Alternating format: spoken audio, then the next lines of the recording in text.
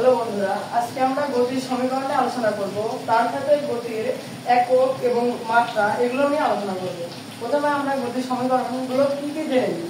প্রথমে আছে v equal u plus এটি, s equal u plus v ভাগ 2 into t, v square equal u square plus 2s, আর সর্বশেষ হচ্ছে s equal ut plus half এটি square.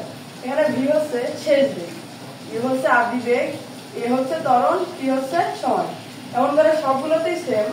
এখানে একক হচ্ছে ভি ইউ আর ভি, অর্থাৎ আদি বেগ এবং শেষ বেগের একক same, metre per second inverse 1।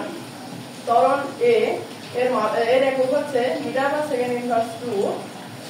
সময়ের একক হচ্ছে এস, আর সরণ এস, যার একক হচ্ছে মিটার এম। মাত্রা, এখানে মাত্রা ভি ইকুয়াল এল টি ইনভার্স 1। মাত্রা সবসময় সাত ব্র্যাকেটের মধ্যে রাখতে হয়, এজন্য আমরা সাত ব্র্যাকেটের মধ্যে রাখছি। আর এ ত্বরণ এ হচ্ছে এল টি ইনভার্স 2, আর সরণ এস হচ্ছে এল, আর টি সময়, যাকে বড় হতে টি দ্বারা প্রকাশ করা হয়।